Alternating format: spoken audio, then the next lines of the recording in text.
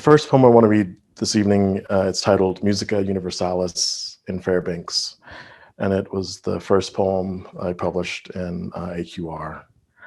It was inspired by my early days in Alaska. I lived in Fairbanks for 5 winters. As Heather said, I taught at the university where I had great colleagues and students, and I feel fortunate that I was able to work with my dear friend and colleague, the late poet Derek Burleson. Derek actually introduced me to Robert Wrigley and Kim Barnes, and he brought them up to be visiting writers. He was always connecting people. I miss him.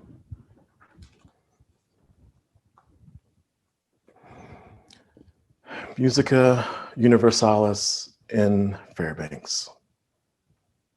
Each night, this 21st century frontier town settles enough for me to hear the thrum and hiss in my ears, my tinnitus, which I choose to think of as the harmony of my firmament, all so far away.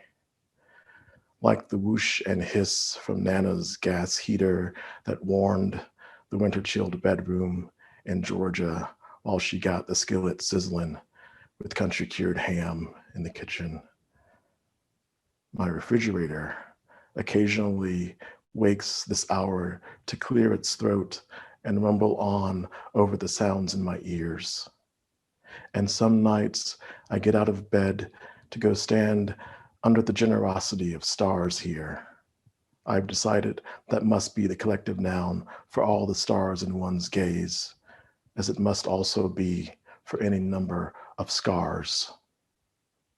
The way we refer to a flock of starlings as a murmuration. I stand there and use my hand to shade my eyes from the streetlights to better see the stars. Our new light competes with the old, the way the clamor of our fleets in this age after sails is said to interfere with the songs of whales. Here, I sometimes see the aurora borealis, silent, which seems impossible, like the end of the world for what we know of light in the sky, lightning, and its often not far off companion thunder, seems to say something will always follow. Some say the northern lights sizzle, an impossibility, a synesthetic weaving of the senses exalting this light, or a lark, like the bird, which we call an exaltation when in numbers great or small, more than a handful, the way a friend used to count lovers when we were younger, told me he was on to the second hand, love, while a lark still handled carefully in those days. I should drive out of town to view these lights against the sky black as a raven. They often fly in pairs or groups, a conspiracy, a storytelling, an unkindness of ravens.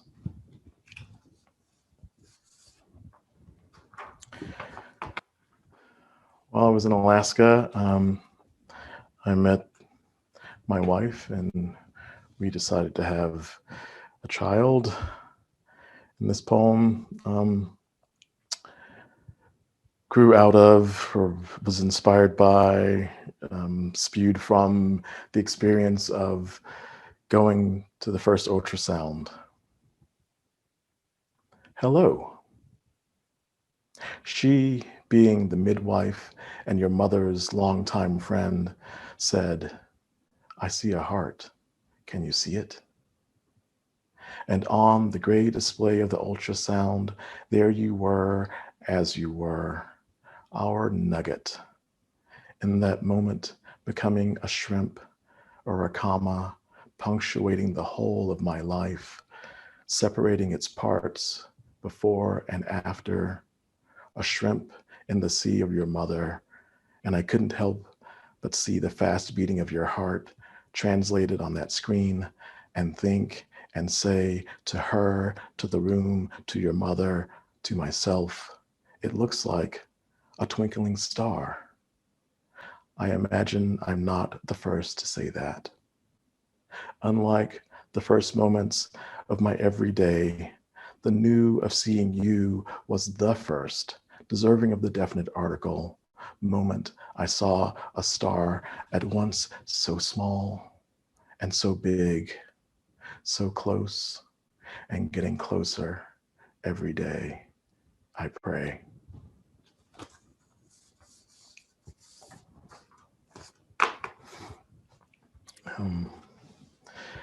And this one's a fairly new poem. A father speaks to his son about reckless behavior. I've seen the spoils of recklessness and come to understand all we have are these breaths we take to make of them what we will till our deaths. All I desire to share with you, one way to sum up my life. There's so much sky I wanted to tell my father about. These days, I'm daunted by what we've not done. These days, I'm haunted by the future and shook by the past, which attests to some pillaging the world, leaving just a crumb for others in acts of malice or breathtaking recklessness.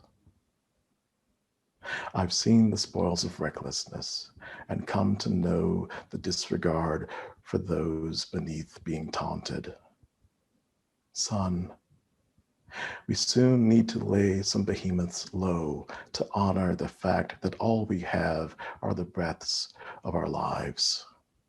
Defy what collides with the sacred.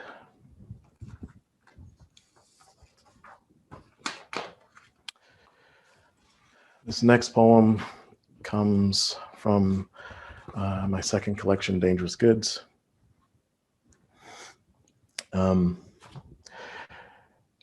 I was researching the history of my hometown, Milledgeville, Georgia, for my first collection, Blood Ties and Brown Liquor, and I came across a mention of people emigrating, leaving central Georgia and going to Liberia. And there was a couple of stories that were written up in the newspaper, and one story caught my attention, in part because the man who was named there, his name was Sandy Ganaway.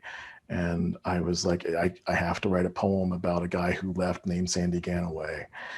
I did more research and I found out that Sandy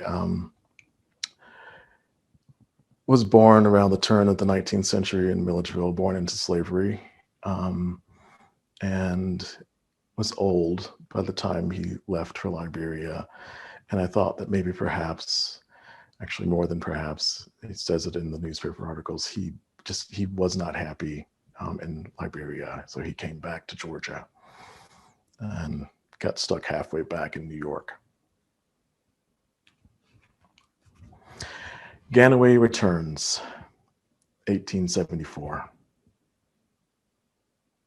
Broke in New York and trying to get home, old Sandy Ganaway, older than Milledgeville by a couple of years, wants to get back to where he'd been freed after being owned, before being born, home, Georgia. He's seen Africa, and Liberia in nearly every way did not agree with the old man. Recognized faces, but didn't know the natives like folks back home, and never took a liking to the food or the way the light shone. Liberia, created for those folks freed after being owned, before being born. And old Sandy Ganaway, never embraced as mother and long-lost son, returned home. It couldn't hold him the way the land of his fathers, owners and owned, held on. Where old Sandy Ganaway can conceive of dying, as each and every man must, is the land he knows like his wife's arms. Where does home come from? The same place as race? Man is always inventing things, such as nations like Liberia and America, where Sandy was freed after being owned before being born.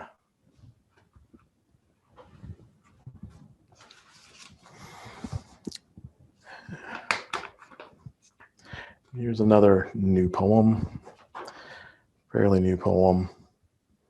Milledgeville was the antebellum capital of Georgia and the Confederate capital of Georgia. And during that period, the governor's mansion there, the men who came into office would select slaves from their plantations to bring to the governor's mansion to be the household servants. And I ended up writing a poem sort of about that. Governor's Mansion's Hands, Milledgeville, Georgia, 1858. The hand in which the laws of the land were penned was that of a white man. Hand, servant, same as bondsman, slave, and necessarily a Negro in this context. But not all Blacks were held in bondage. Though bound by the constructed fetters of race, that expedient economic tool for making a class of women and men kept in place based on the color writ across their faces, a conservative notion for keeping power in the hands of the few. It kept the threat held over the heads of all Negroes, including those free Blacks, who after the coming war would be called the formerly free people of color, once we were all ostensibly free.